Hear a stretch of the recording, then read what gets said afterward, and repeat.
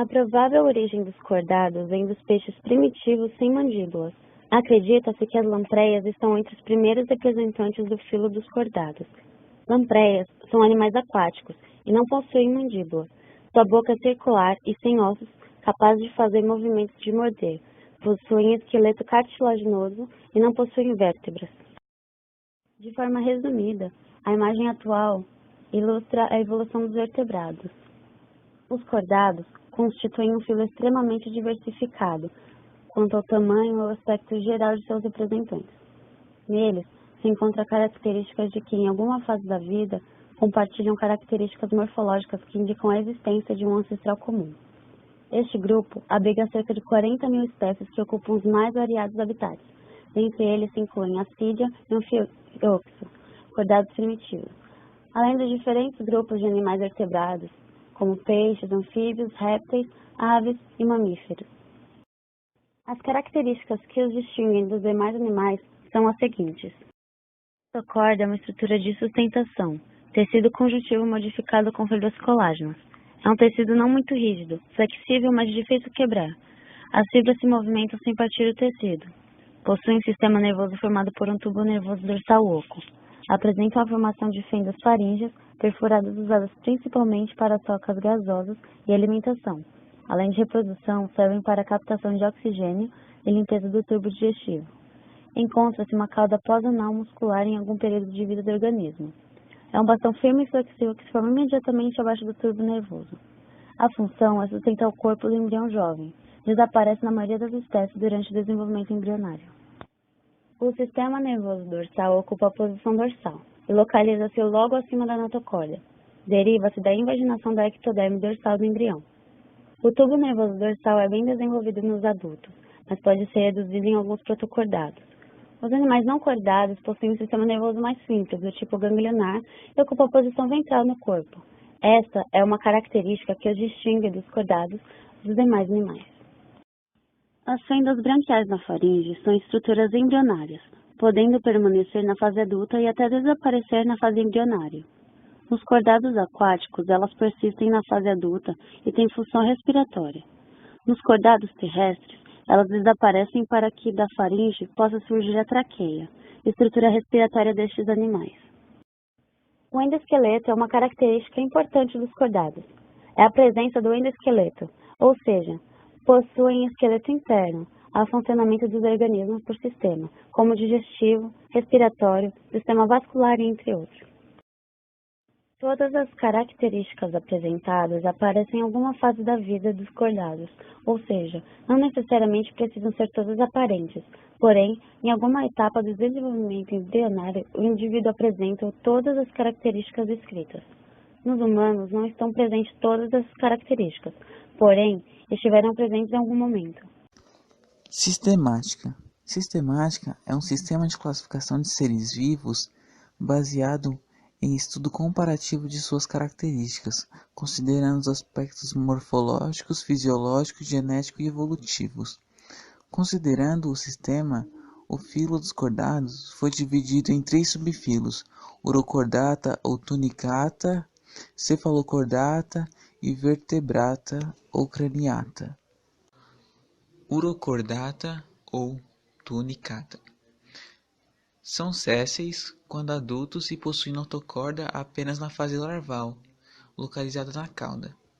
Possuem corpos recoberto por uma túnica protetora e se alimentam de plâncton, filtrado pelas fendas branquiais. Para a libertação de substâncias ou água e gametas, o urocordado utiliza seu sifão anal ou sifão oral.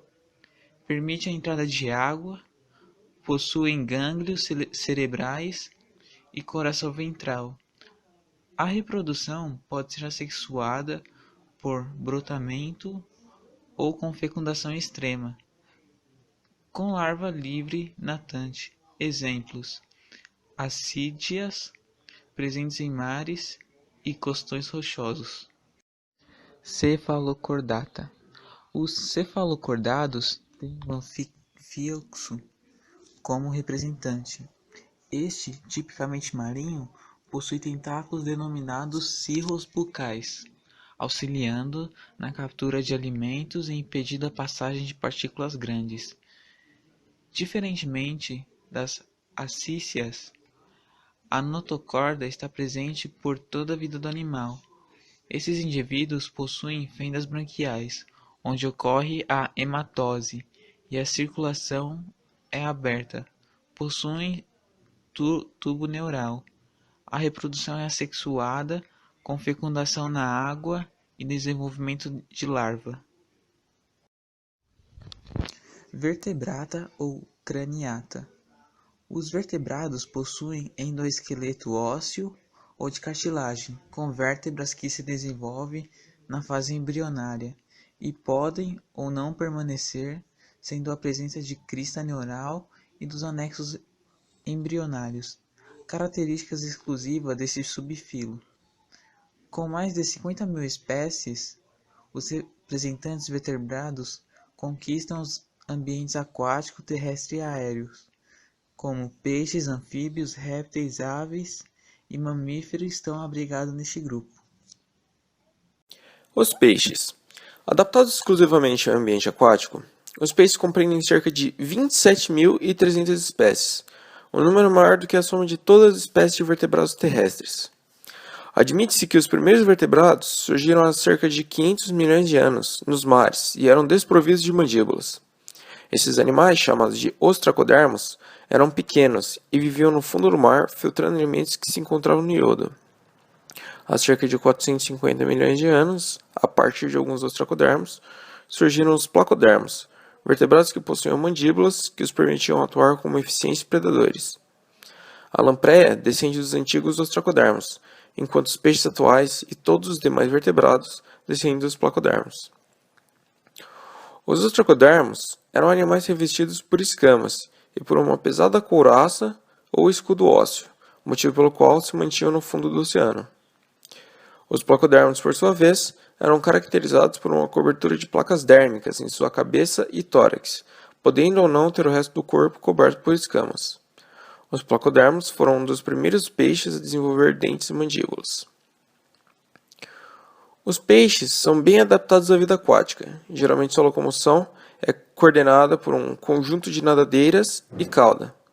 Eles são hidrodinâmicos, tendo uma estrutura apropriada para uma boa locomoção na água, e pecilotérmicos, variando sua temperatura conforme o ambiente. Seu esqueleto não é tão pesado como o dos vertebrados terrestres. Possuem nadadeiras variadas e divididas em únicas e pares. As únicas são a nadadeira anal, a dorsal e a caudal, e as impares, a ventral e a peitoral. Tem variações de caudas, sendo geralmente homocercas, não se diferenciando por sua extensão, ou heterocercas, tendo variações em sua extensão. Eles possuem escamas que os permitem negar parcialmente a resistência da água e, consequentemente, se locomover com maior facilidade. Ainda possuem uma pele dotada de glândulas produtoras de muco, o que também contribui para diminuir o atrito com a água. Possuem duas cavidades nasais não conectadas com sua faringe, tendo a única função de captar o odor das substâncias dissolvidas na água. Ainda assim, ocorrem exceções para essa condição, como por exemplo os peixes pulmonados. A linha lateral é formada por uma fileira de poros disposta longitudinalmente de cada lado do corpo do peixe, com ramificações na cabeça.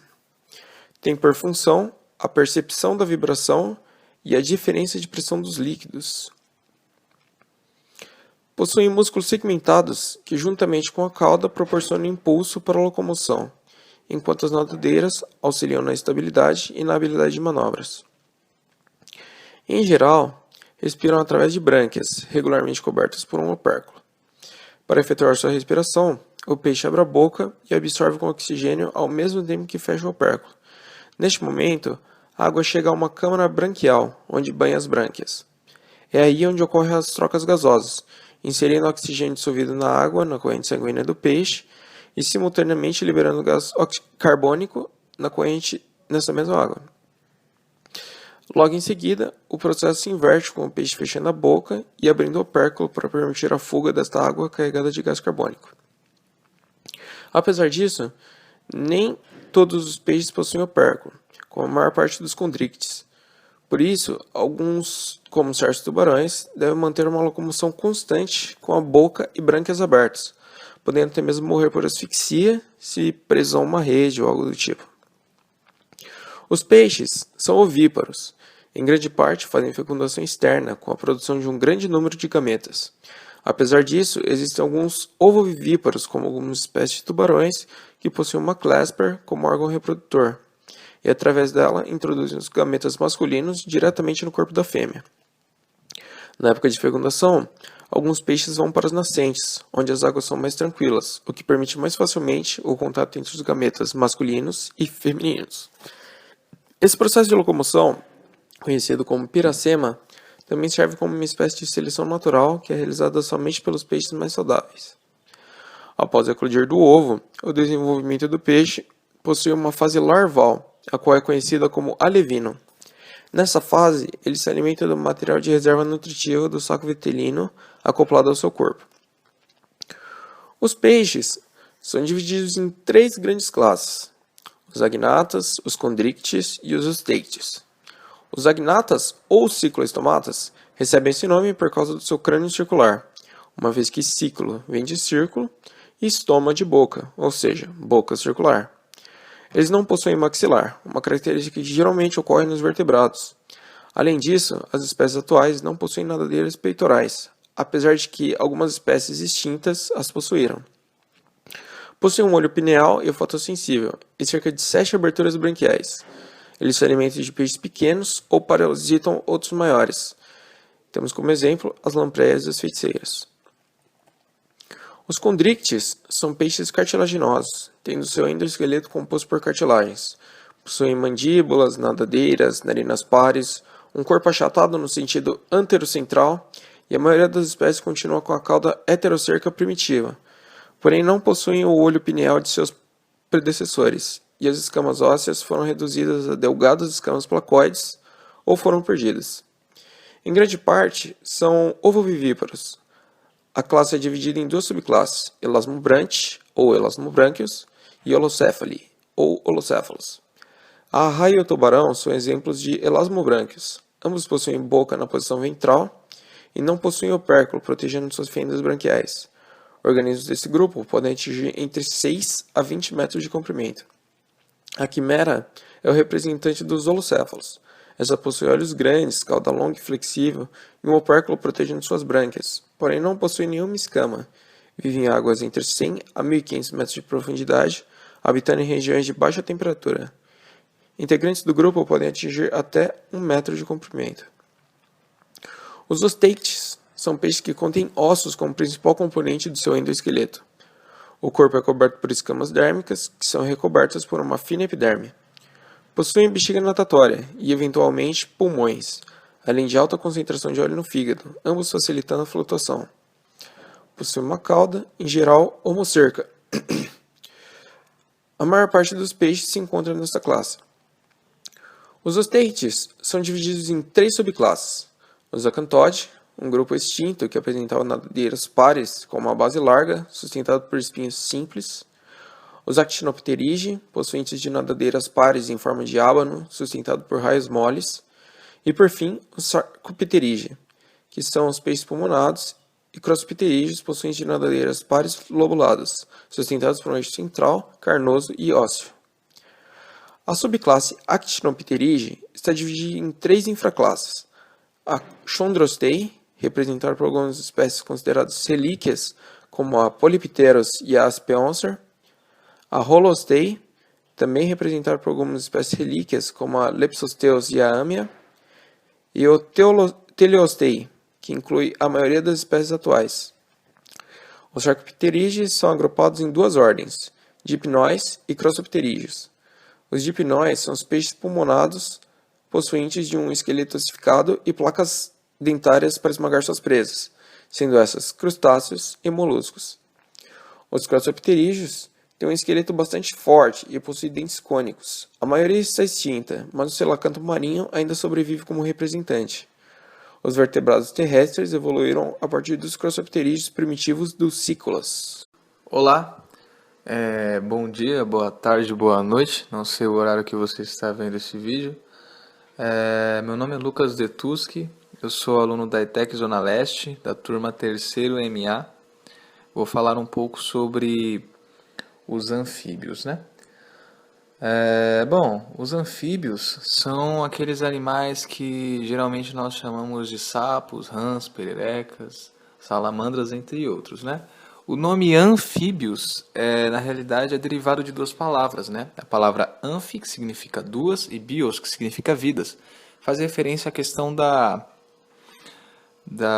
vida dupla, né? Ali deles viverem tanto no solo quanto na água. Os anfíbios, né, na realidade a classe anfíbia, é dividida em 3 ordens. A primeira ordem que eu queria tratar é a ordem Anura. A ela pertencem os sapos, as rãs, as pererecas, os carrascos, e elas não têm cauda, né? Elas têm pernas traseiras alongadas, que geralmente são modificadas para locomoção por saltos. A outra ordem é a ordem Caudata. Nela encontram-se as salamandras ou tritões, aliás, que são anfíbios com 4 membros e com cauda longa, né? Bem, a terceira classe que nós temos é a classe Gymnophiona, a qual pertence às cobras cegas ou cecílias, né? Nela estão inseridos os anfíbios sem membros, que possuem o corpo alongado de formato vermiforme e que possuem também grande número de anéis corporais. Todos os anfíbios são animais ectotérmicos, ou seja, eles usam as características do meio onde vivem para que consigam regular sua temperatura, diferentemente de nós humanos que utilizamos do nosso metabolismo, né? Os integrantes da classe anfíbia, eles surgiram no planeta Terra há cerca de 400, alguns lugares dizem 300, outros 400 milhões de anos, né? E são os vertebrados terrestres com o maior número de estratégias de sobrevivência e reprodução. Eles se tornaram os primeiros vertebrados a habitarem o ambiente terrestre, né? Desenvolveram uma série de modificações morfológicas e comportamentais que permitiram a ocupação, né, do novo ambiente. Respirar o ar atmosférico, proteger-se da desidratação e adquirir uma forma de locomoção terrestre foram algumas das novas adaptações adquiridas por eles, né, nessa conquista de ambiente. Uma das características mais marcantes desses vertebrados é a de possuírem 2 fases de vida muito distintas, né? Como eu disse, a questão, só lembrando, do anfibios. Uma fase aquática, que conhecemos como girino, e a outra terrestre, quando são adultos. Outro aspecto que se destaca nos anfíbios é a sua pele permeável e sensível, que além de auxiliá-los na respiração, é uma eficiente barreira contra diversas doenças e contra predadores também, né? Porque ela contém um verdadeiro arsenal químico com a função de protegê-los, né? Alguns componentes bem tóxicos, assim, na pele, né? Esses animais, eles são bastante suscetíveis a alterações no meio ambiente devido à pele e ao seu habitat. Por ter o ciclo de vida intimamente relacionado à água, a maioria vive próxima a banhados, riachos, açudes, poças d'água, florestas e ambientes úmidos, com raras exceções. Algumas espécies habitam desertos e regiões extremamente frias, mas são algumas exceções mesmo. Os anfíbios, eles, assim, com o passar do tempo, né, ao longo da história, eles foram sendo inseridos ao cotidiano da civilização humana, né? Eles foram utilizados para diferentes finalidades, entre elas fonte de alimento, foram utilizados como amuletos ou até mesmo para obtenção de veneno, né? A questão da pele. A partir de pesquisas com anfíbios, várias ciências, incluindo embriologia, endocrinologia, fisiologia e ecologia, elas ampliaram os seus conceitos ao longo dos anos por conta de estudá-los. Diversas substâncias da pele dos anfíbios, principalmente dos anuros, né, têm sido usadas para o desenvolvimento de medicamentos como antibióticos, analgésicos e muitos outros, né? Bom, existem, assim, tocando nesse ponto, existem superstições e mentiras associadas à morfologia e ao comportamento dos anfíbios, né? Na verdade, não há o que temer nesses animais. Costuma-se ouvir que o xixi do rato, do sapo, aliás, perdão, ele é extremamente venenoso, que ele pode causar cegueira e também doenças na pele. Bom, na verdade, essa urina não apresenta perigo para ser vivo algum, pois ao serem molestados por um predador, todos os anuros liberam, né? É bom frisar os anuros, liberam um jato de urina que apenas assusta aquele que o capturou, né? Apesar de as substâncias químicas presentes na pele dos anfíbios serem potencialmente tóxicas, elas servem apenas como defesa contra os seus predadores e diversos patogênicos também, né? A única espécie que pode ser letal ao ser humano, caso as toxinas da pele dele, né, cheguem até a nossa corrente sanguínea, é a Amphilobates terribilis, que ocorre, né, ela somente existe nas florestas da Colômbia. Uma das principais características dos anfíbios da ordem Anura é a capacidade de emitir sons. Cada espécie possui um canto ou vocalização própria, sendo ele uma das principais formas de diferenciar uma espécie de outra. Mas somente os machos emitem cantos nupciais, né? Aquela questão da reprodução e tal. Reproduzir-se, defender território, intimidar predadores, ou alertar sobre ameaças próximas estão entre as finalidades desse canto, né? Da ordem Anura.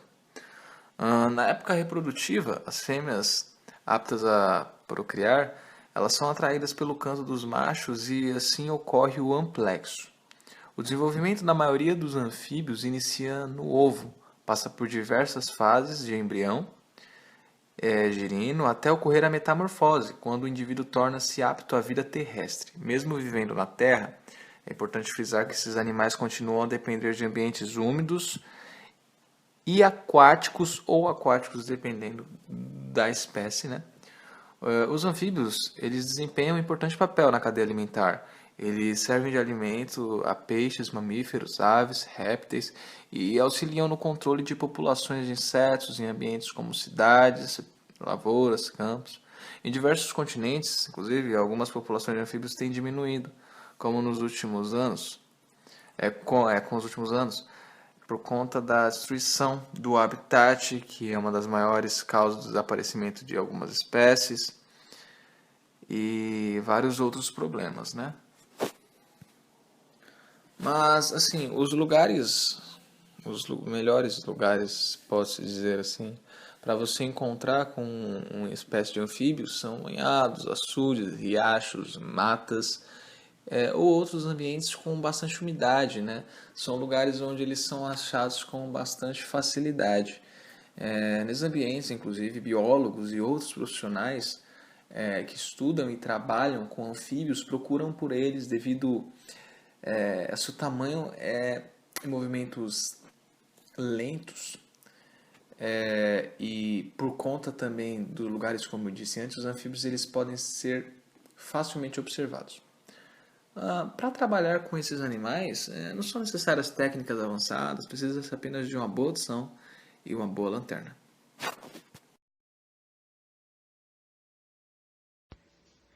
Répteis. Os répteis evoluíram dos anfíbios há aproximadamente 350 milhões de anos, mas os primeiros répteis surgiram há 320 milhões de anos. A partir desses, surgiram os répteis atuais e as aves e os mamíferos. Devido a algumas características como pele seca e córnea e ovos amnióticos que permitiram a reprodução fora d'água, os répteis foram os primeiros vertebrados a conquistarem um ambiente terrestre. A pele dos répteis. Os répteis têm o corpo recoberto por uma pele seca e praticamente impermeável. As células mais superficiais da epiderme são ricas em queratina, o que protege o animal contra a desidratação e representa uma adaptação à vida em ambientes terrestres. A pele pode apresentar escamas, como nas cobras, placas em jacarés e crocodilos, ou carapaças em tartarugas e jabutis. Temperatura corporal. Os répteis, assim como os peixes e os anfíbios, são animais pecilotérmicos. A temperatura do corpo varia de acordo com a temperatura ambiente. Alimentação e digestão. Em sua maioria, os répteis são animais carnívoros, algumas espécies são herbívoras e outras também onívoras. Eles possuem sistema digestório completo. O intestino grosso termina na cloaca. Os sentidos. Os répteis possuem órgãos dos sentidos que lhes permitem, por exemplo, sentir o gosto e o cheiro das coisas. Os olhos possuem pálpebras e membrana nictiliante, que auxiliam na proteção dessas estruturas. Eles também possuem glândulas lacrimais, fundamentais para manter a superfície dos olhos úmida fora d'água. Destacamos aqui a estrutura existente entre os olhos e as narinas de cobras, chamada fosseta loreal.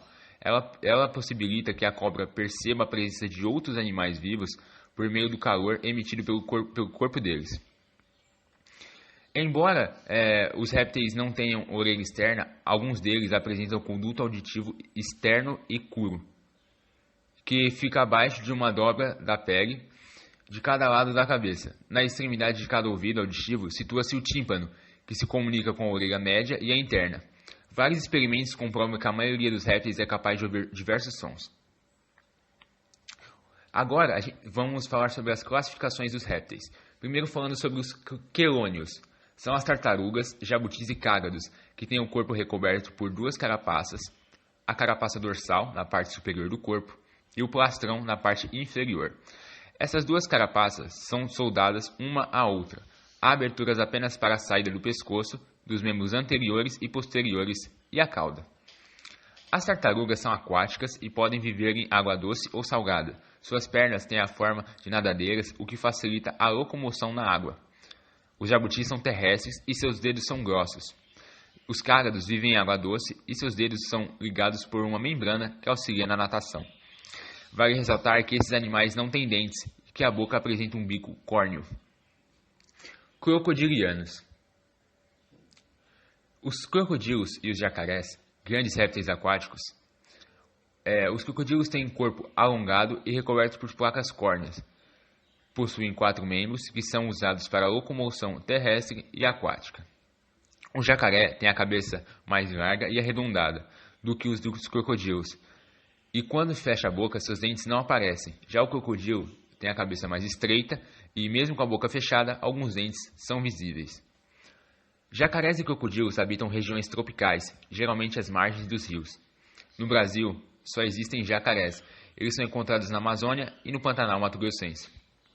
Lacertídeos compreendem os lagartos, os camaleões e as lagartixas, répteis de corpo alongado, com a cabeça curta e unida ao corpo por um pequeno pescoço. Possuem 4 membros, sendo os anteriores mais curtos que os posteriores.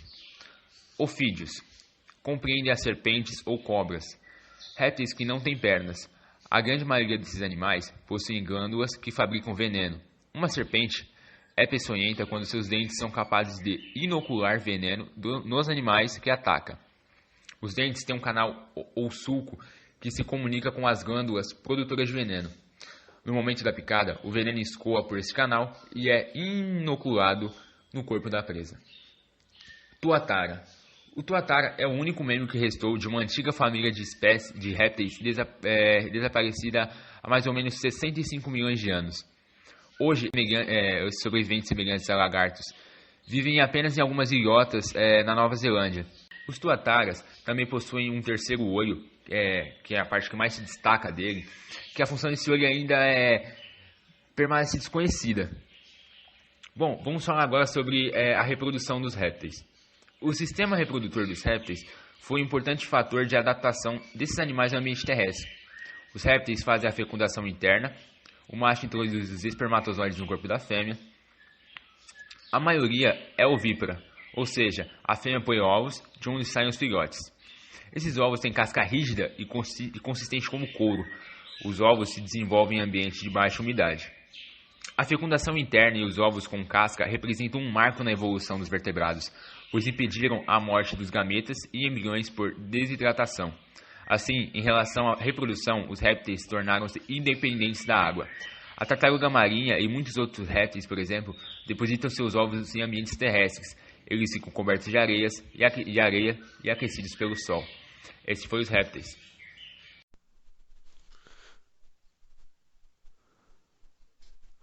Olá, hoje irei falar sobre as aves, elas que pertencem ao reino da Limália, filo Chordata, subfilo Vertebrados, superclasse Tetrapoda e a classe Aves. Bem, existem dois tipos de aves, as aves que voam e as que não voam. Eles são animais vertebrados do reino Animalia, como já disse anteriormente, e são especializados em voo. E por isso têm membros anteriores transformados em asa, facilitando assim para voos altos, de altas altitudes. E possuem ossos leves e cheios de ar para uma melhor aerodinâmica na hora do voo.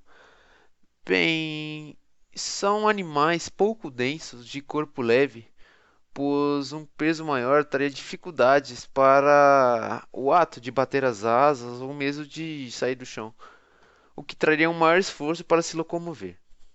As aves têm um espaço oco. Tem muitos espaços ocos.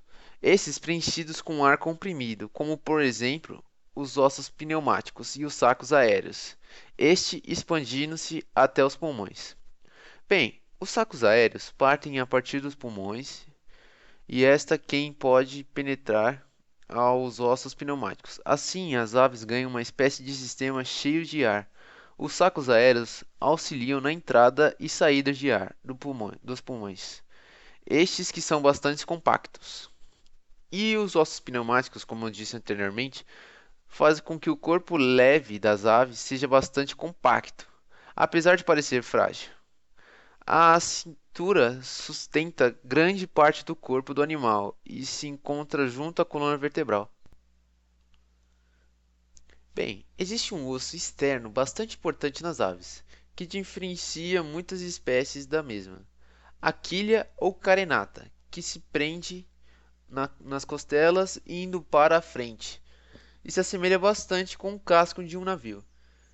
E esse osso ele basicamente classifica os dois grupos das aves, partindo desse princípio, que são as aves carenatas, geralmente são aves que voam e têm uma aerodinâmica para cortar as massas de ar melhor do que as ratitas.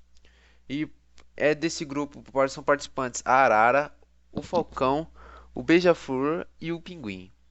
E as aves ratitas, que não possuem carenata, e elas não são adaptas a voar, não se adaptam.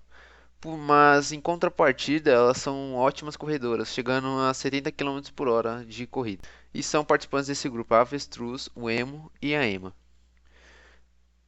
Bem, os tipos de voos. Os grandes peitorais têm músculos que servem para abaixar as asas, movimento esse que traz mais esforço ao corpo do animal.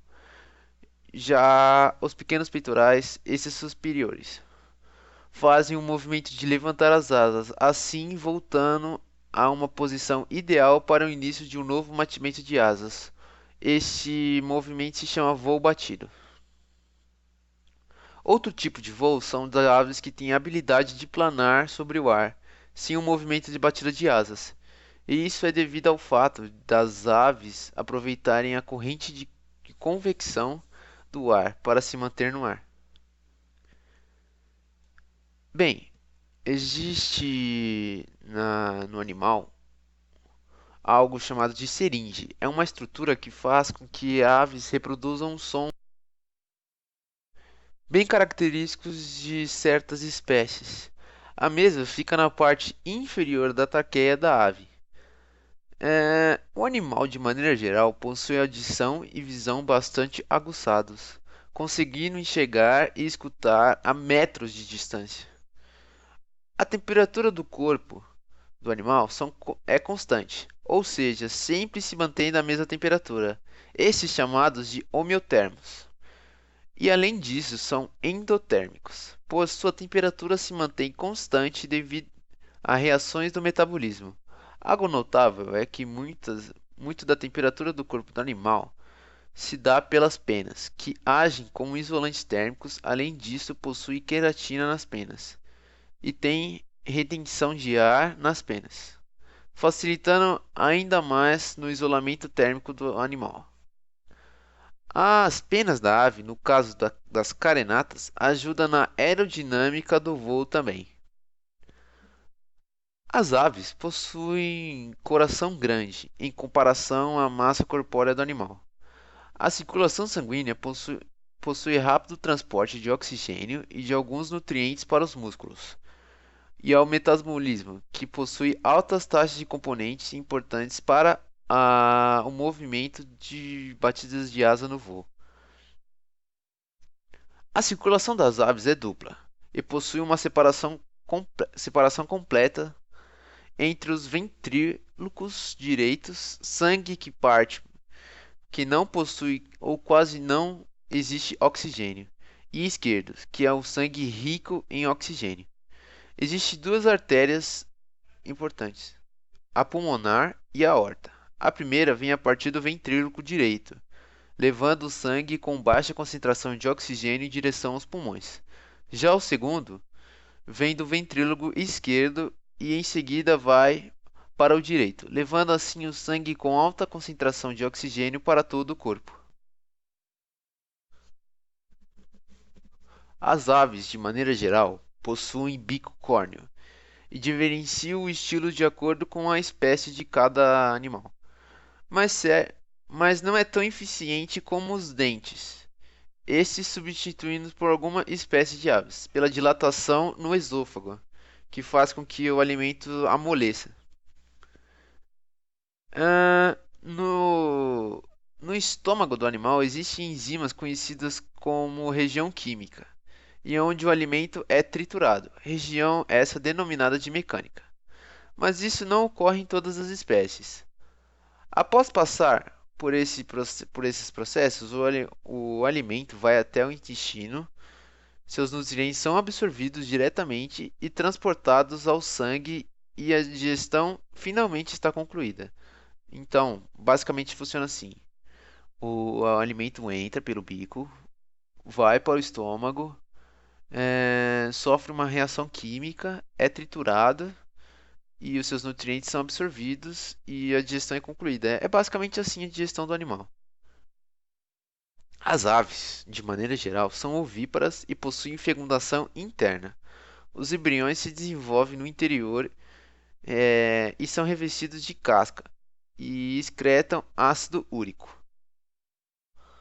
Bem, a origem das aves é bem controversa, mas o parente direto das aves era uma espécie de dinossauro chamada Archaeopteryx, possuindo diversas características semelhantes às atuais aves. Uma das características notável são as escamas epidérmicas, apresentadas nas patas de algumas espécies das aves, além dos ossos pneumáticos encontrados em alguns dinossauros, entre outras características.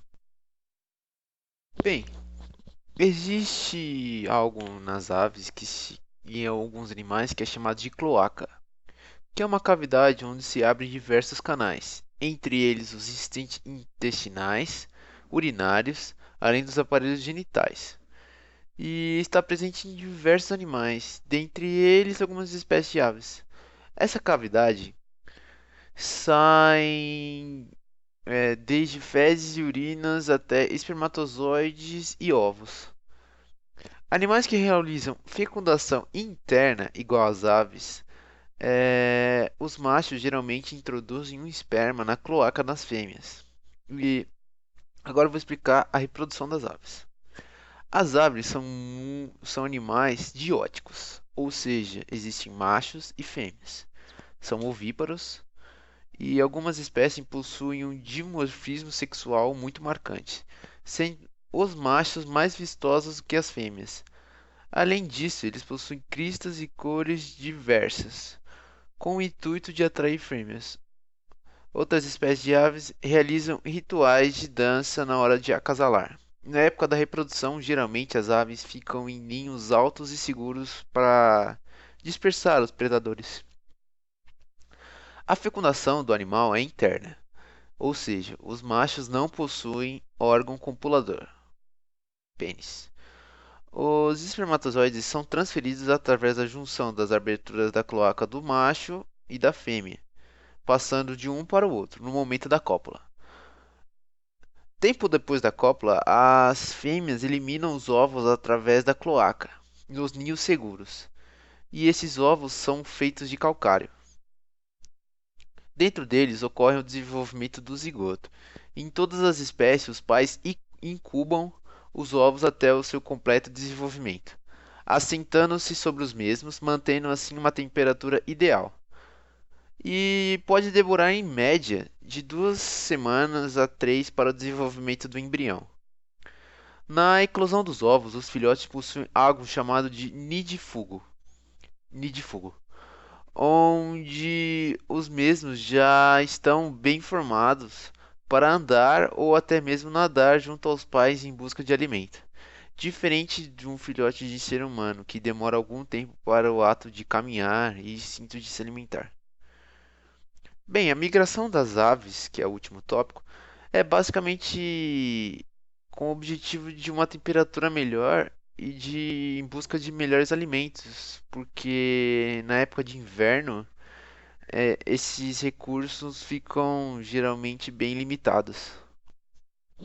Bem, agora irei citar as principais ordens das aves.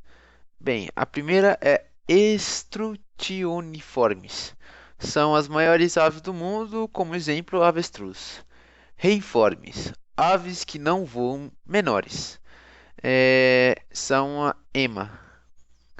Apterigiformes, animais com asas atrofiadas, não voam. O exemplo, kiwi. Galiformes, os representantes, o galo, peru, perdiz.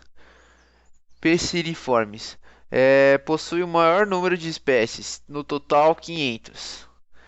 O tico-tico, o canário da terra são os principais representantes. Columbiformes são os pombos. Falconiformes são os gaviões, condores, águias, falcões, urubus e caracaras. Psittaciformes, arara, papagaios e periquitos são os principais representantes. Anseriformes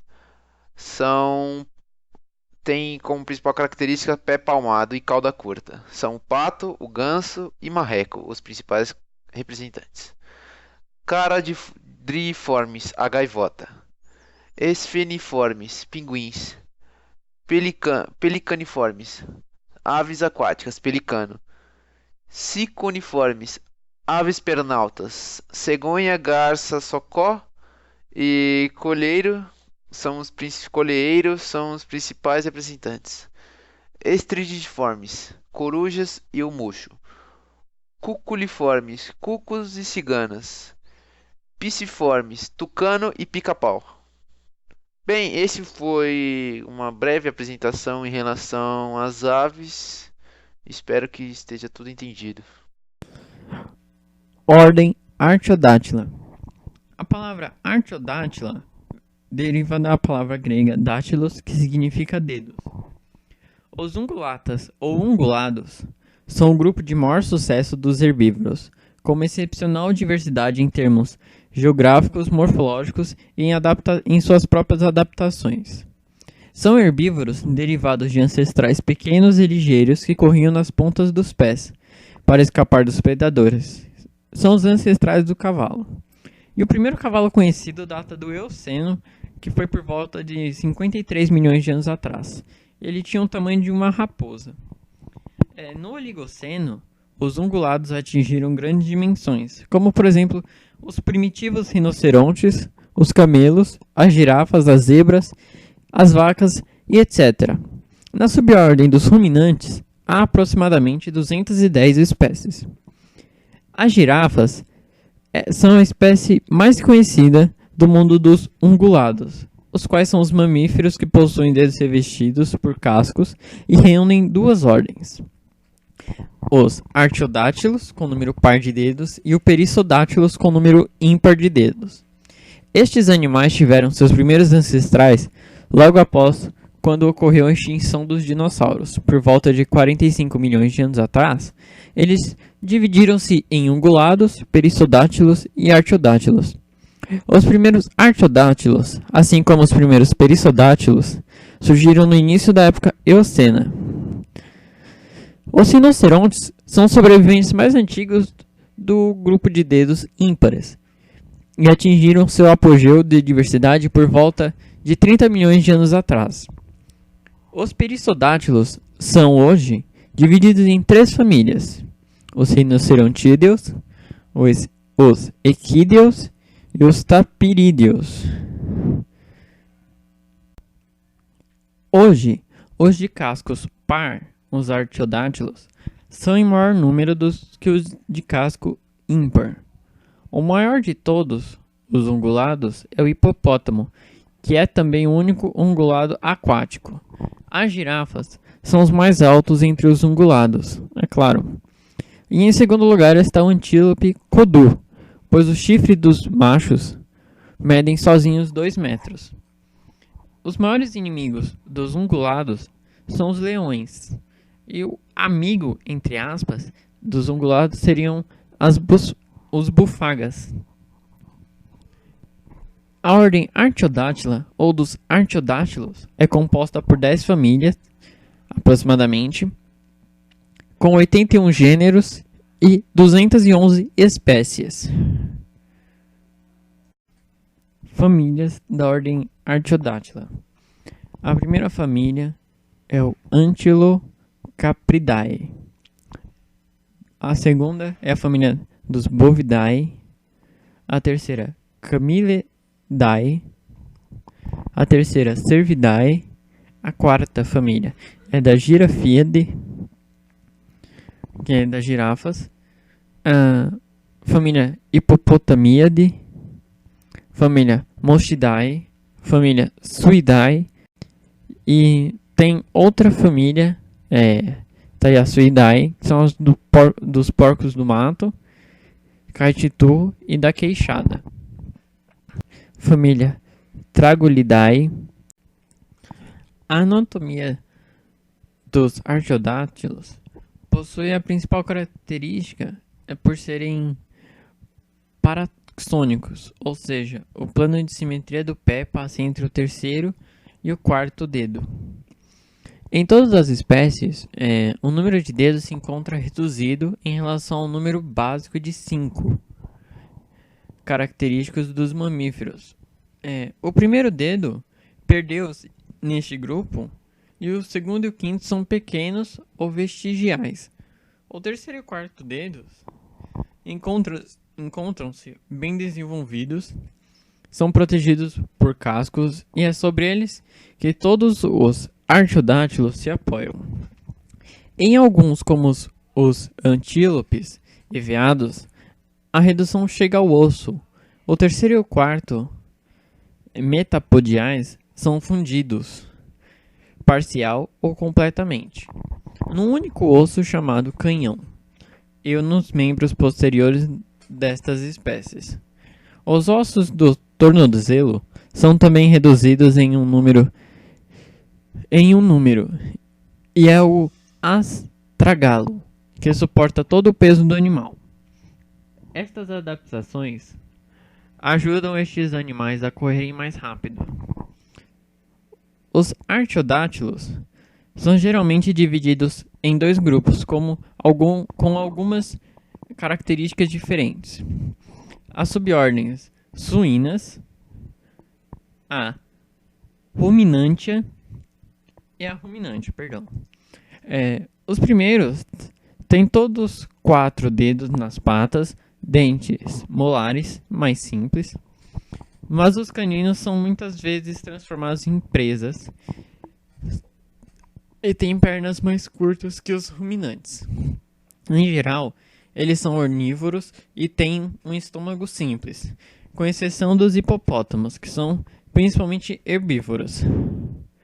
Os membros da subordem Ruminantia tendem a ter pernas mais longas, com apenas 2 dedos, dentes molares mais complexos, que é adequado à sua alimentação, que é a base de ervas duras. Ele tem um estômago dividido em várias camadas, onde se alojam micro-organismos simbiontes, que decompõem a celulose, Eles também desenvolveram a técnica de ruminar, ou seja, regurgitam, a comida parcialmente digerida e tornam a mastigá-la, a fim de extrair dela o máximo de nutrientes. Entre os artiodátilos encontram-se alguns dos mamíferos mais rápidos. Curiosidades. Estudos recentes, utilizando técnicas moleculares, sugerem que um grupo de artiodátilos próximo ao dos hipopótamos regressou ao mar, dando origem às baleias. A proximidade entre hipopótamos e cetáceos, assim como a relação entre os diversos subgrupos de artiodátilos, mostra que a ordem, na verdade, é um grupo parafilético. E muitos taxonomistas têm preferido reunir Artiodactyla e cetácea numa ordem chamada Cetartiodactyla. Os camelídeos originários da América do Sul, como a lhama, alpaca e alpaca, podem cruzar entre si e reproduzir descendentes férteis, sendo que o cruzamento mais comum é entre a lhama e a alpaca, reproduzindo a alpama. Ordem carnívora. São mamíferos providos, em geral, de fortes garras com os dentes caninos muito desenvolvidos, e os primeiros molares munidos de pontas compridas e cortantes. Alguns são adaptados à vida aquática e têm os membros curtos e os dedos ligados por uma membrana, formando uma espécie de barbatana. O avanço dos carnívoros na escala evolutiva e sua difusão pelo planeta fazem desses animais um dos grupos taxonômicos mais profundamente estudados no universo da zoologia. Em geral, o termo carnívoro se aplica a qualquer animal que se alimenta de carne. Em sentido tanto diferente, são também designadas como carnívoras ou insetívoras as plantas capazes de digerir albumina, insetos, pequenos aracnídeos e, em geral, materiais proteicos. Porém, a denominação específica define um grande grupo de mamíferos predadores que possuem em comum um conjunto de características anatômicas. As características gerais. Os carnívoros constituem uma ampla ordem dentro da classe dos mamíferos e incluem animais de morfologia tão diversa como o urso e a marta, ou como a foca e o leopardo. O tamanho, a forma e as adaptações dos diferentes componentes desse grupo variam de família para família. Até a dieta, apesar de basicamente carnívora, se distingue acentuadamente segundo os gêneros e espécies. Os ursos, por exemplo, na prática são onívoros e comem qualquer coisa, inclusive mel e frutos. Contudo, apesar dessas diferenças, todos têm em comum uma série de características que estabelecem um parentesco. O tipo de dentição revela com clareza os hábitos alimentares dos carnívoros. Em cada mandíbula dispõe-se de 6 incisivos de pequenas dimensões e 2 grandes caninos, além de vários molares dotados de cúspides, que são pontas cortantes. 2 desses molares, chamados dentes carníceros, são maiores que os outros.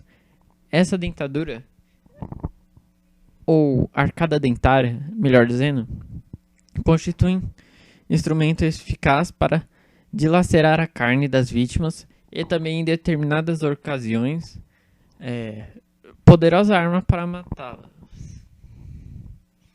Os carnívoros apresentam fortes e afiadas garras que em certas famílias, como a dos felídeos, são retráteis, assim como as garras do gato, a unha do gato, assim, quando ele pisa, ela sai, e quando ele solta, ela volta, ela tira a pata do chão, a garra volta. E em outras, como a dos canídeos, que são fixos, que são os cachorros, que as garras ficam sempre para fora, mesmo eles estando com o pé apoiado no chão ou não. Tem um mínimo de 4 dedos em cada pata e a maioria se apoia neles ao andar. Pelo que se diz, que são digitigrados.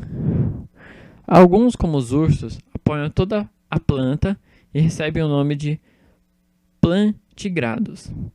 Muitos carnívoros, como os ursos ou os leões, são fortes, corpulentos, mas também fortes e corpulentos, mas existe também os de tamanho mediano, como os lobos, e os de pequeno porte, como as doninhas.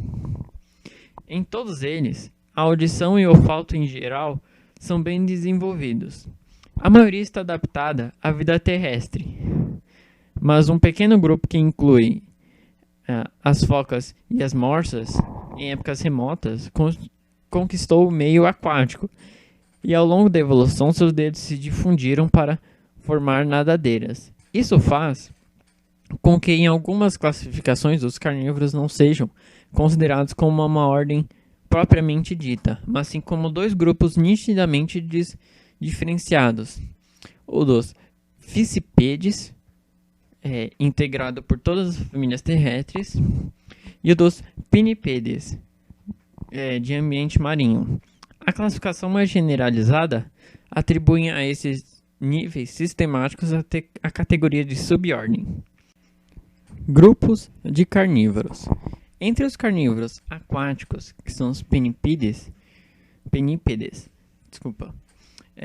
contam-se 3 famílias: a dos focídeos, ou focas verdadeiras, que são os mais adaptados ao meio marinho e se deslocam em terra por movimentos ondulares; a dos otarídeos, que são os leões marinhos, que possuem pavilhões auditivos e se movem no meio terrestre apenas suas patas com facilidade; e a dos odobenídeos, ou também das morsas, caracterizados por suas 2 presas proeminentes e que carecem de pavilhões auditivos como as focas, mas que podem protair, que é fazer ir à frente, as extremidades posteriores e andar em terra como os otarídeos. Os Fissipédes, carnívoros de dedos separados, agrupam-se em várias famílias que incluem grande número de espécies, entre as quais o urso, o panda, o coati, o lobo, o cão, a raposa e etc. A família dos ursídeos, integrada pelos ursos, compreende animais corpulentos, pesados e fortes, mais ágeis, de dieta variada, andar plantigrado e dotados de grande astúcia e valentia, o que faz deles temíveis inimigos quando atacam. Entre os mais conhecidos estão o urso polar, o urso negro americano, o urso pardo e o urso malaio. Na família dos procionídeos, de que fazem parte o panda, o olingo sul-americano e o coati, observam-se muitos traços semelhantes aos dos ursos, com os quais se indubitavelmente aparentados. Contudo, algumas espécies apresentam, como sinal diferenciador, caudas desenvolvidas, que em certos casos são pré-sensíveis, que servem para que se agarrem os galhos. A família dos canídeos inclui o cão, o lobo, a raposa e o chacal, entre as espécies mais notáveis. São de tamanho médio ou relativamente pequeno e de porte esbelto, com um focinho alongado e orelhas pontiagudas. Nas patas posteriores tem 4 dedos terminados em unhas não retráteis. O texugo, a marta, a doninha e etc. compõem a família dos mustelídeos, animais de corpo alongado, pequenos e muito ágeis, de grande voracidade. O mangusto e a doninha se agrupam na família dos viverrídeos, também de porte reduzido, patas curtas e formas esguias. Os hienídeos, cuja família congrega a hiena e o aardvark, são os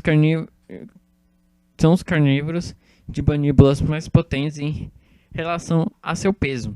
Durante muito tempo pensou-se que se alimentavam exclusivamente de carniça, mas em época recente constatou-se também que são hábeis caçadores. A família dos felídeos ou dos felinos compreende alguns dos mamíferos predadores mais ágeis e mais bem equipados que se conhecem alguns de grande tamanho, como o tigre, leão, a onça, o jaguar, o leopardo e o guepardo, etc. Ai, perdão, me perdi.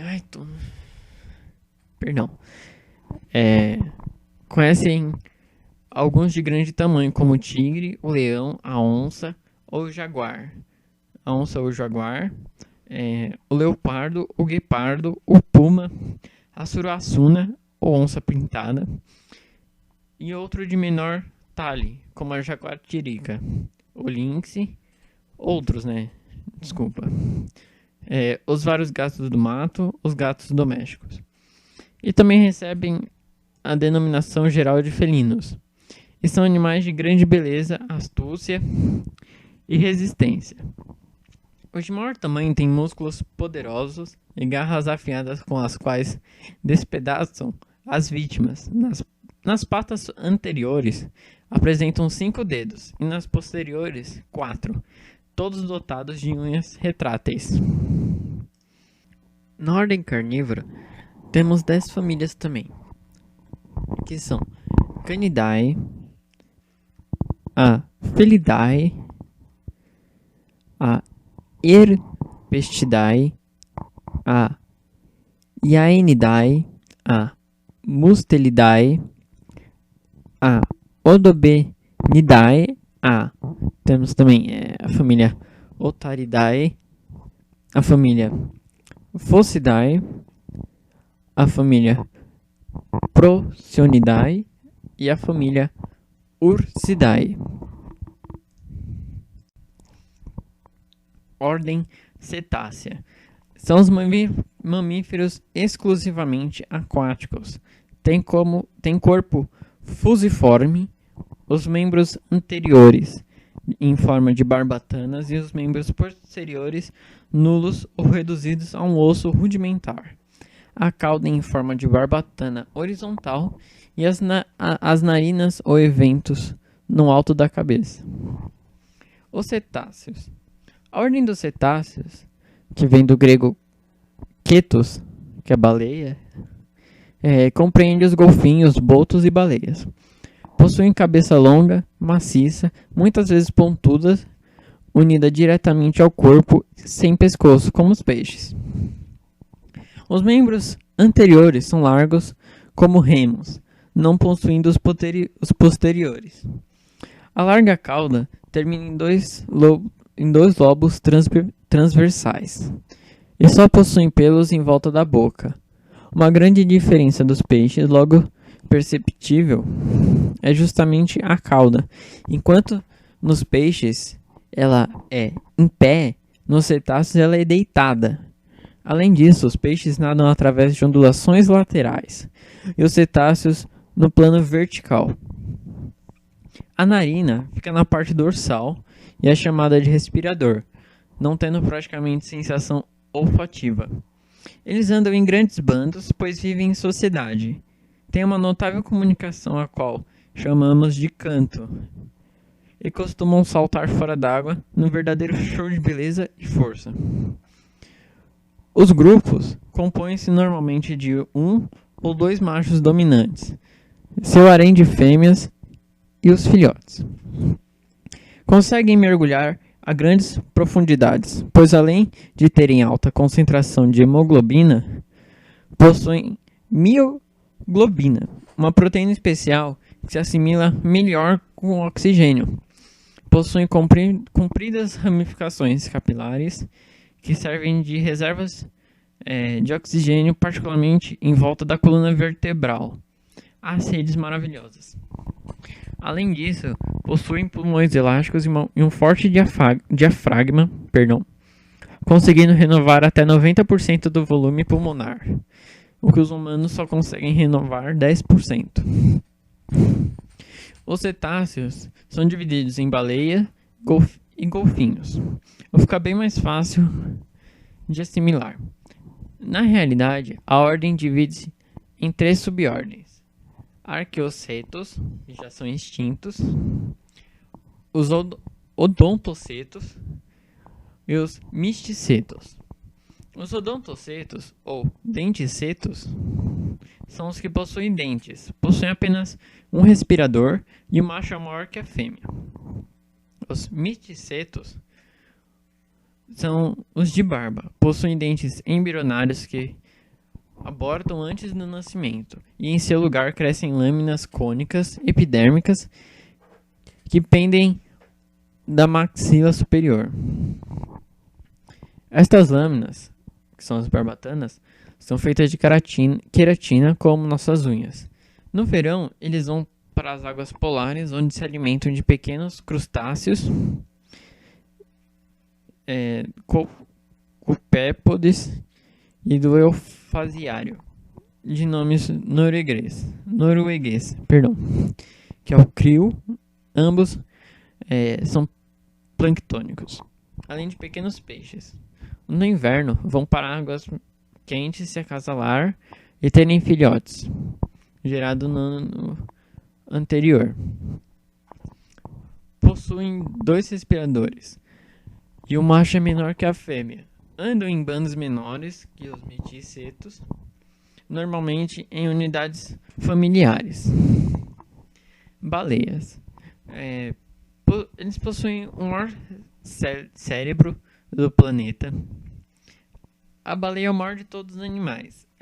São vistas de longe pelo esguicho de água que soltam.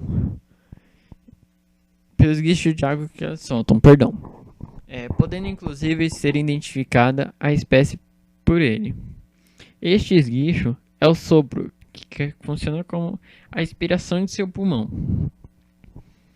Como é formado basicamente por água, além de dióxido de carbono e partículas mucilaginosas, condensa-se formando uma nuvem característica. Possui uma linguagem muito desenvolvida e superior à dos humanos. Muito temido na antiguidade, imaginava-se que abauroavam embarcações para naufragá-las e devorar os seus ocupantes, como no clássico livro de Herman Melville, Moby Dick, onde o capitão Achab foi morto e teve seu barco destruído por uma enorme baleia. A lenda de Jonas, que foi engolido por uma baleia e só foi solto por ordem de Deus. Esses filmes e histórias ajudam a passar uma errônea impressão de agressividade desses gigantescos, mas dóceis animais. A intensa pesca predatória deixou muitas espécies à beira da extinção. Algumas baleias que frequentam as águas brasileiras. Uma delas é a baleia azul. É a maior de todas, atingindo mais de 30 metros, com mais de 180 toneladas. maior e mais pesada que o maior dinossauro que já existiu. Tem corpo comprido e esguio e a cabeça chata e pontuda em forma de U. Sua cor é cinza azulada e tem as barbatanas pretas. A nadadeira dorsal é pequena e fica perto da caudal. Seu esguicho é em forma de coluna, chega em 8 metros. Ela migra em rotas oceânicas longe da costa. A baleia franca, de cor escura com manchas brancas irregulares na barriga, possui uma enorme boca arqueada com lâminas que atingem 4 metros e a cabeça cheia de incrustações. Seu borriço sai em V e chega em 5 metros de altura. Ela atinge 16 metros e 60 toneladas de peso, chamada de baleia certa pelos baleeiros, pois é a única que, após morta, boia devido à grande quantidade de gordura que possui. É costeira e de nado lento, fazendo mergulhos rasos. Ela aparece bastante no litoral sul do Brasil, sendo muito vista principalmente em Santa Catarina no período de procriação, que aí vai de julho a dezembro.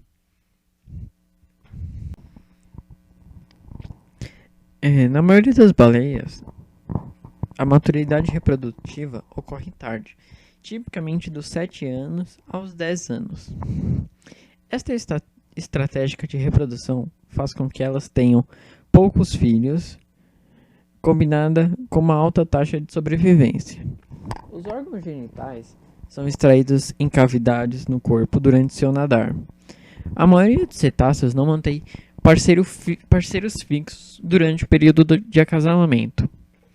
Em muitas das espécies, as fêmeas têm vários companheiros e em cada temporada de acasalamento, as mães criam um bebê espremendo ativamente o seu leite gordo na boca das crias.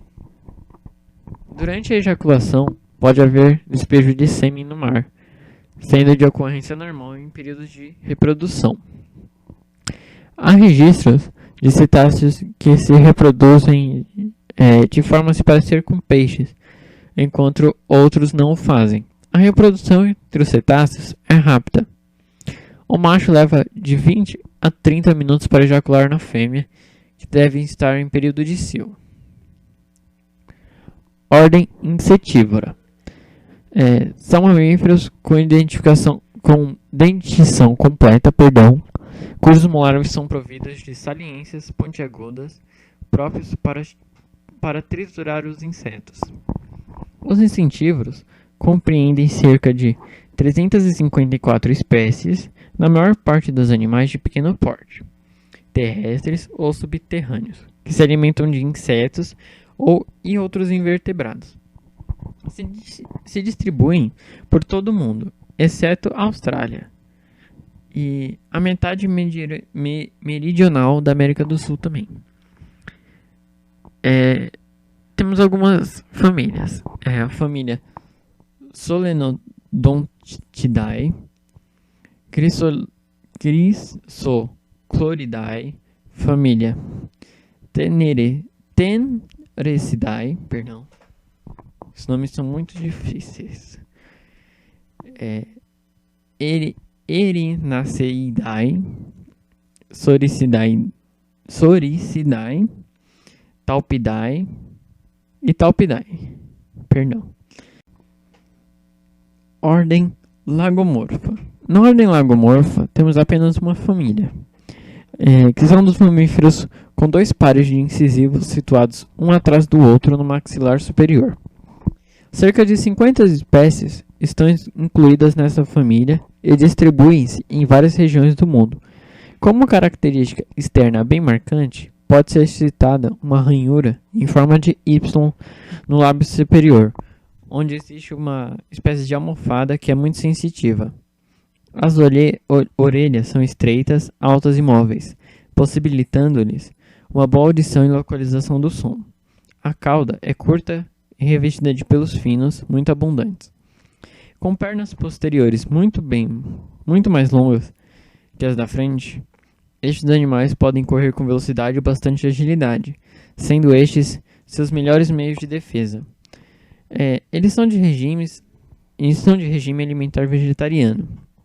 Os tapitis podem ter vida social, escavam tocas para refugiar-se, enquanto as lebres são de hábitos solitários e elas não cavam tocas. A lebre e o coelho são espécies exóticas trazidas para a América do Sul pelo homem europeu durante as grandes navegações. A lebre é uma espécie comum e abundante, chegando a causar danos à agricultura, porém, o tapiti é raro, sendo observado em poucas oportunidades. A lebre é um mamífero de orelhas e pernas compridas, de cor geral cinza amarronzada nas partes superior e inferiormente mais clara. A cauda é facilmente visível e as orelhas são grossas. A lebre prefere lugares abertos para andar. Essas características servem para distinguir a lebre do tapiti. A lebre vive em campos cerrados e em lavouras, sendo em geral facilmente vista próximo a áreas de cultivo. A fêmea dá cria uma vez por ano. Nascem até 3 filhotes com pelos, olhos abertos e com capacidade para caminhar já no primeiro dia. Para refugiar-se, não procura escavar tocas, como os tapitis. Ela se esconde e dorme sobre capins ou outros vegetais de baixa altura. O tapiti é bem menor que a lebre, com orelhas mais curtas, finas e a cauda muito reduzida. A sua cor, em geral, é parda amarelada, salpicada com marrom escuro, o que é mais forte no dorso. Nas partes inferiores, a cor é mais clara. O tapiti ele vive em vegetação do tipo parque, bordas de mata fechada e em cerrados. É muito assustadiço, fugindo com rapidez à presença do homem. Ele alimenta-se de talos, brotos e cascas de uma grande variedade de espécies vegetais. De hábitos especialmente noturnos, durante o dia, ele permanece escondido em tocas que ele mesmo cava ou em buracos já existentes. É considerado prolífero, porque a fêmea pode ter mais de um parto durante o ano, dando à luz a vários filhotes, que pode ser entre 2 e 7 filhotes a cada gestação. Dentre estes, nascem de olhos fechados, providos de pelos, em um ninho bem forrado com palhas e pelos da própria mãe. É uma espécie que deve ter corrido com frequência há poucos anos, na metade norte do estado, onde existiam matas. As últimas notícias e observações obtidas do tapiti são de parques florestais.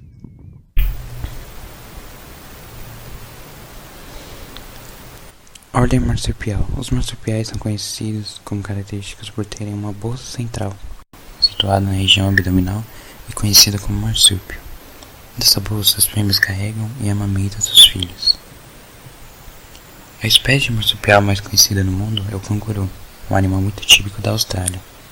No Brasil, o marsupial mais conhecido é o gambá, famoso pelo mau cheiro que exala quando está em situação de perigo. As características dos marsupiais são caixa de crânio pequeno de formato estreito, presença de palato fenestrado. Existem espécies terrestres e arbóreas. As fêmeas possuem 2 vaginas laterais. A gestação é curta, variando de 8 a 42 dias de acordo com a espécie. Os filhotes nascem bem pequenos, de 2 a 5 centímetros. O aparelho reprodutor dos marsupiais é bem diferente dos demais mamíferos. As fêmeas possuem 2 isóteros, 2 vaginas laterais e uma vagina mediana, também chamada de canal pseudovaginal.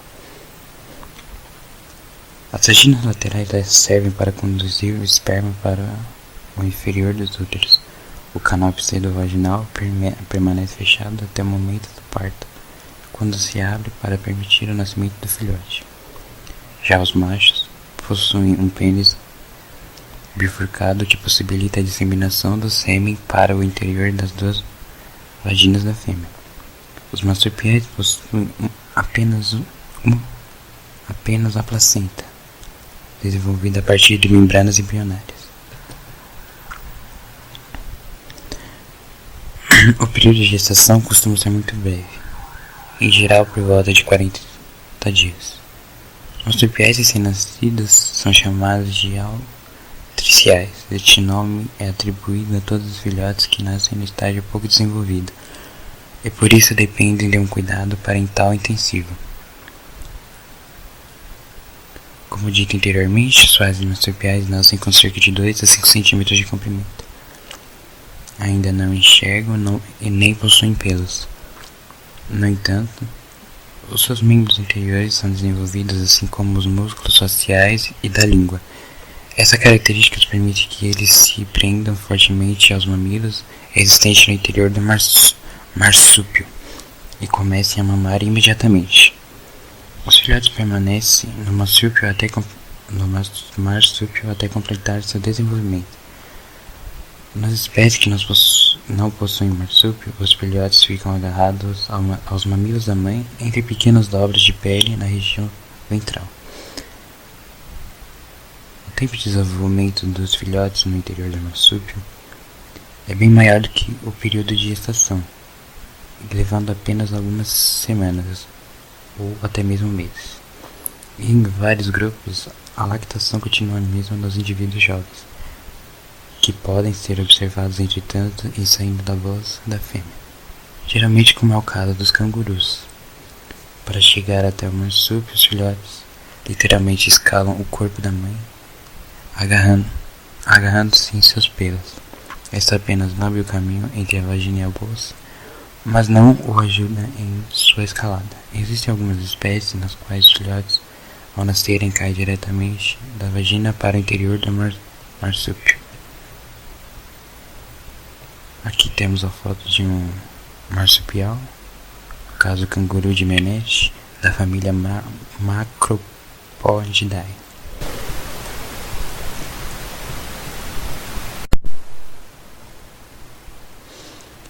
Ordem Monotremata. Monotrematos são mamíferos primitivos que, diferente de outros mamíferos, põem ovos. Essa é a forma deles gerarem descendentes através de ovos e a condução primitiva que se equipara com os répteis. O nome monotremata vem da ordem Monotremata, que vem do grego mono, e tremata, buraco, onde o buraco é referido à cloaca, que seria a única abertura para os tratos digestório e excretor por onde saem os ovos. Ornitorrincos e ecdinos são espécies de monotrematas da Austrália e da Nova Guiné. Não se sabe ao certo de onde e quando surgiram os monotrematas, mas há algumas evidências que indicam que tenham sido na Austrália há mais de 180 milhões de anos. O registro mais antigo encontrado foi um fóssil de um pedaço da mandíbula de cerca de 100 milhões de anos que foi encontrado na Austrália. Características dos monotrematos. Monotrematos produzem leites, mas suas glândulas mamárias não possuem mamilos. Portanto, ao nascerem, os filhotes lambem o líquido leitoso secretado por esta glândula, que contém poros dilatados. Possuem uma baixa taxa metabólica e suas glândulas sudoríparas não são eficientes. Os monotrematos possuem a orelha mais primitiva do que a dos térios, o marsupial. Embora não sejam ovíparos, diferente dos demais, os ovos dos monotrematos passam por um período de incubação de 10 dias dentro da fêmea para receber nutrientes. Após o nascimento, há um longo período de cuidados parental, onde a fêmea deposita os ovos dentro de uma toca subterrânea até o momento da eclosão. O monotremato só atinge a maturidade com cerca de 1 ano. Ele só irá se reproduzir com 7 anos e vive cerca de 15 anos. Nos monotrematos, o sistema reprodutor excretor não se origina de tecidos embrionários vizinhos. Eles possuem uma câmara, cloaca, onde as aberturas genitais e uretral terminam. A distribuição do vitelo, dos monotrematos, em grande quantidade. Já nos demais mamíferos, essa distribuição é com pouca quantidade. Esta ordem apresenta especializações únicas, tanto os ornitorrincos quanto as équidinas. Os dois não possuem dentes na sua fase adulta. Dentro desta ordem estão presentes o ornitorrinco e a équidna, na família Prototheria. Ordem Perissodactyla. Perissodactylus, do latim científico Perissodactyla, constituem a ordem de mamíferos terrestres ungulados com um número ímpar de dedos nas patas. Isso incluindo os cavalos, os tápires e os rinocerontes. Neles sempre o dedo do meio é mais forte que os outros dois. Algumas espécies têm chifres. A parte anterior do crânio dos perissodactylos é alongada e possui uma série completa de dentes, dos quais os molares e pré-molares são hipossolentes nas espécies que pastam, como os cavalos, e os braquidontes nas espécies que têm uma alimentação mais variada, como os tapires. O perissodactylo tem um estômago simples, ao contrário dos artiodáctilos, que o tem dividido em várias câmaras, e o seco é grande e com divertículos onde se dá uma parte da digestão bacteriana da celulose.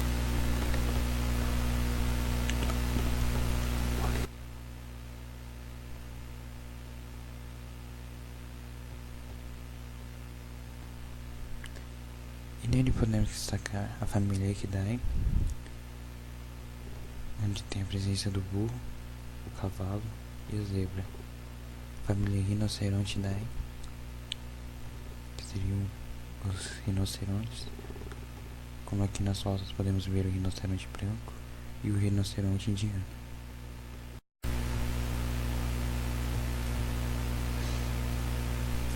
Ordem Primates. A ordem dos primatas engloba cerca de 180 espécies que variam tanto no tamanho como em seus diferentes modos de vida. Surgiram na era Cenozoica no período terciário. Nela está presente o ser humano, que, diferente dos outros, tem a capacidade de raciocínio. Dentro da ordem dos primatas estão micos, macacos, gorilas, chimpanzés, orangotangos, lêmures e babuínos. No Brasil, possuem 77 espécies de macacos, dos quais podemos citar as seguintes espécies: caixo preto, buja, macaco barrigudo, macaco prego, mico-leão dourado, uriqui, soim de coleira, uacari branco e etc. Características dos primatas: eles possuem visão binocular, mãos especiais para saltar e balançar em árvores, manuseiam com habilidade objetos pequenos, pois têm mãos com 5 dedos, e possuem cérebro grande em comparação ao resto do corpo. Os seres humanos, segundo a teoria da evolução, têm um ancestral comum em relação com os macacos. Família Calatrichidae, onde aqui temos a foto do macaco goede, mico-leão dourado, saquimbe e o saquinho bicolor. Família Cercopithecidae, onde aqui temos a foto do macaco do Japão. Família Ilobatidae, onde aqui temos a foto do gibão de mãos brancas e o siamango. Família Lemuridae, onde aqui temos a foto do lêmure de cauda anelada. Ordem Proboscidea. São mamíferos placentários que têm como características o nariz e lábio superior e prolongado em trombo, que lhes servem de órgão de preensão e de arma ofensiva ou defensiva, dependendo do caso. A ordem Proboscidae atualmente possui apenas 3 espécies, que são os elefantes africanos, o elefante asiático e o elefante indiano. Caracterizados pela presença de um nariz e lábios em forma de tromba, São animais herbívoros de grande dimensão. Embora em algumas zonas isoladas, como na ilha de Malta, se tenham desenvolvido espécies anãs. A ordem mais diversificada durante o Cenozoico e contou com cerca de 170 espécies ao longo do registro fóssil, incluindo animais agora extintos, como por exemplo o mamute e o mastodonte. Bom, os proboscídeos, ou no caso, os elefantes, são os maiores vertebrados terrestres que existem na atualidade. Apesar do tamanho, são animais pouco agressivos. A exceção se aplica aos machos durante o período reprodutivo, quando se tornam agressivos em razão do aumento de testosterona. São animais totalmente herbívoros que alimentam principalmente de folhas e frutas. Comem cerca de 100 kg por dia. Vivem em manadas de aproximadamente 10 fêmeas e alguns filhotes, lideradas pela matriarca. Somente na época reprodutiva é que os machos e fêmeas adultos se encontram. Atingem a maturidade sexual por volta dos 12 anos de idade. A gestação dura aproximadamente 21 meses diárias, dando origem a apenas um único filhote, na grande maioria das vezes. Ele nascerá com quase 100 kg de massa, mamará por cerca de 2 anos e acompanhará o bando por tempo considerável, podendo viver por cerca de 90 anos. Uma liá é capaz de engravidar de 4 em 4 anos. Aqui temos a família Elephantidae. Um exemplo dela é o elefante africano. Ordem Chiropteras. Podem ser conhecidos também como morcegos.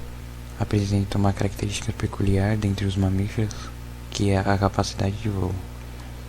Além disso, dormem de cabeça para baixo e algumas espécies podem hibernar. Esta é a segunda maior ordem da classe mamária, que possui mais de 1000 espécies conhecidas até hoje. São encontradas em todas as regiões, exceto nos polos e regiões muito quentes. Estes animais têm hábitos crepusculares e noturnos, possuem o corpo coberto por pelos e tamanho geralmente diminuto, embora existam exceções. A audição e o olfato são bem desenvolvidos e visão é adaptada para se enxergar no escuro, sendo que muitos só enxergam preto e branco. Além disso, alguns morcegos desenvolveram um sistema chamado ecolocação, que através da transmissão de sons de alta frequência é possível atingir um objeto e dele é refletido em forma de eco, que permite a compreensão daquilo que está na frente. A maioria dos morcegos é herbívora, alimentando-se de frutas, embora existam aqueles que se alimentam de folhas e néctar ou pólen. Outros podem ser insetívoros, piscívoros, que se alimentam de peixes, ou hematófagos, que se alimentam de sangue. Dentre eles só existem 3: o morcego vampiro comum, o morcego vampiro de asas brancas e o morcego vampiro de pernas peludas. Anatomia: o osso do metacarpo e o segundo e quinto dedos dos membros anteriores são alongados. A membrana se estende dos dedos até ao lado do corpo e deixa até a base dos membros posteriores. A asa inteira de um morcego é chamada de patágio. Muitas espécies têm também uma membrana entre os membros posteriores, incluindo a cauda. Essa membrana é uropatágio. O patágio está cheio de delicados vasos sanguíneos, fibras musculares e nervos. No tempo frio, os morcegos enrolam-se em suas próprias asas como um casulo. No calor, eles se expandem para refrescarem seus corpos. Dentro desta ordem, podemos destacar a família Vespertilidae, a família dos morcegos.